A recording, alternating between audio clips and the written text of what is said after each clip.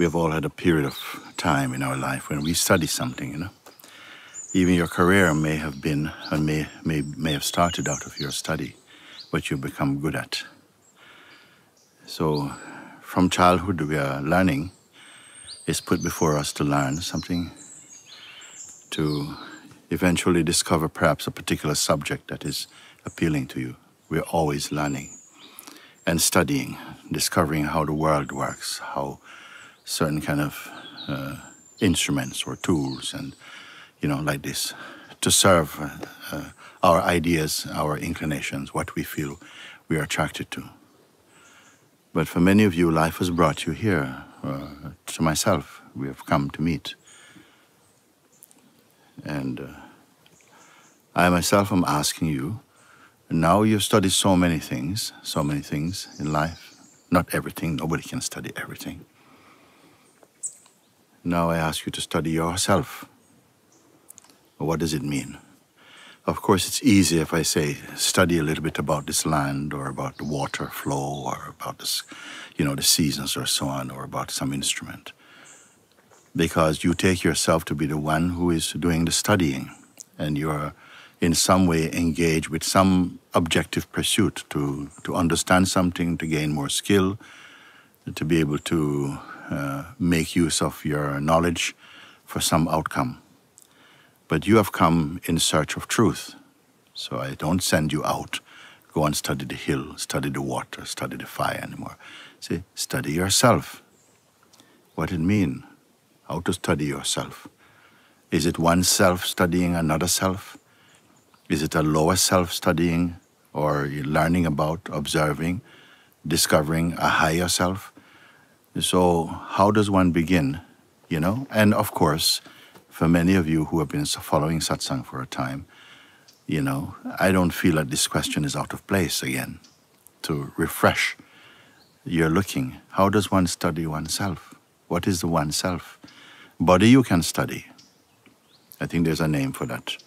Human biology or medicine, you can study about the body and the body's system and function. You can study about the prana, the vital breath. You can study about your blood type. But these are not the one who is observing them. And then you say you can study your character, how you study, how you observe your character, how do you, you know? When the ancient ones have said, know thyself, what are they speaking about? What is this self to know? And who will know it? Is it something apart from the self that will know it? Is it another self to know oneself knowing another self? Is it like that? Well, if we put it to the mind and we are thinking like that, then of course it will feel, whoa, you know, it gets confusing. Who is studying who, or what is studying what? But at all times you will have a natural sense of your own being. So let's start there. What is that? If all the people on the earth vanished, you would know that you're still here. If all the thoughts that could come in the mind came and went, it would be you who observed them. Again, if all the thoughts, all the concepts that were perceivable would arise through your being, in your mind, they would be noticed by something. That which notices them, is it the same as them? Well, we can look a bit more deeply. We may say, no, it cannot be the same. The one who is witnessing them, is this one also witnessable? That seemed to create some strange warp in the mind. Like, can the one who is seeing everything else, can this one be seen? Is there a one? And you're asked to look. And you know what? Just about that time, some laziness started to come up inside. Some sort of resistance, some sort of justification of why we doing all this thing. We know who we are already and all of this stuff. So you're appointed, you can observe this also. Even the resistances that's coming up to the question is also noticeable. The one who appears to be resisting Is that really ourself? Is that really you? How close is it? How close? If I say, come close, we get very close, even centimeters close. When we touch, are we one even? Even if two things come together and they merge together, even their merging is also observed. So the point is not what you're seeing forward, but that whatever happens, it is perceived. And that which is perceiving it, where is that?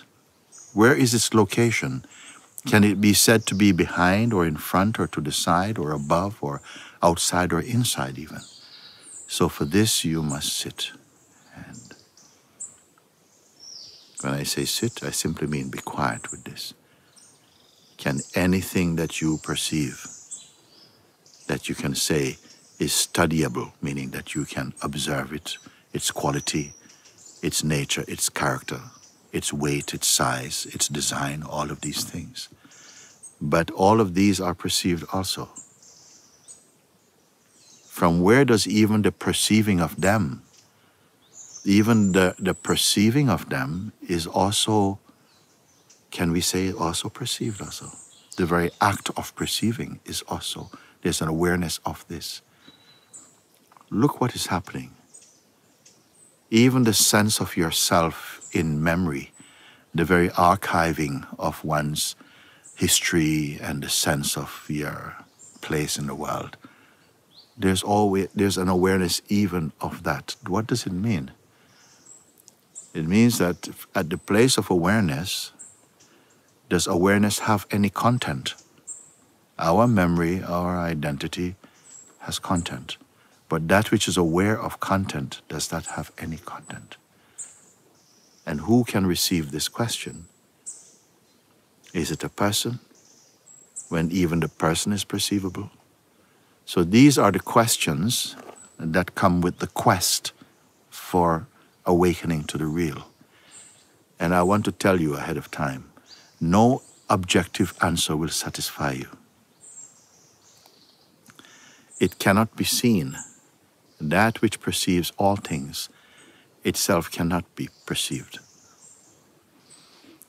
But I'm going to go subtler still.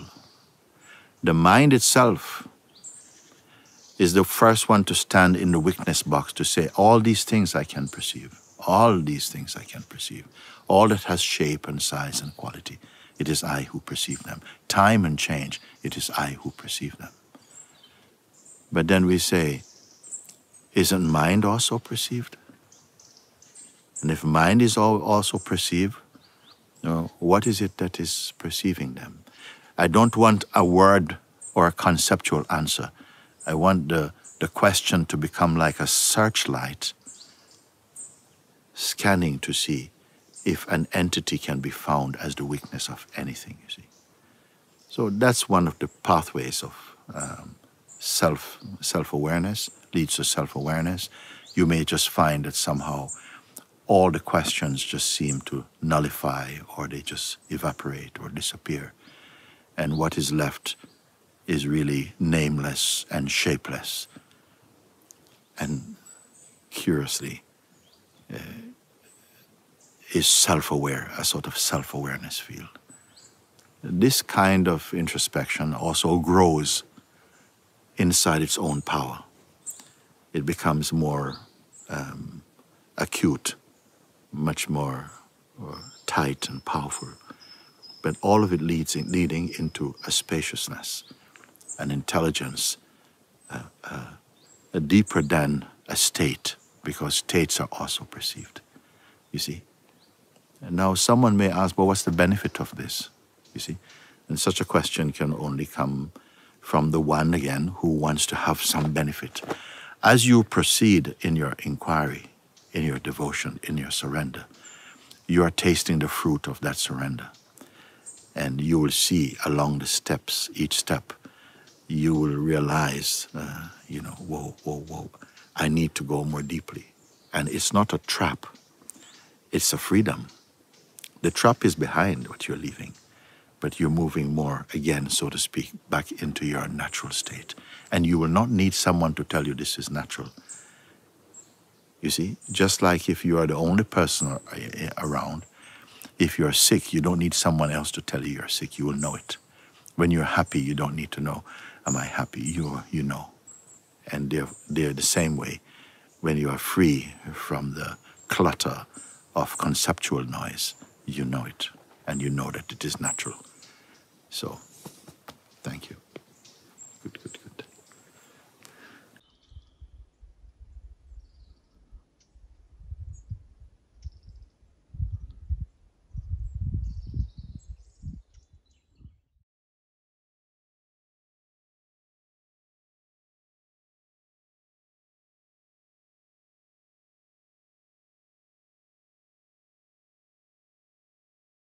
Well, let's say that all contemplations, if they are true and successful, they come back to the self. They come back to that awareness in which the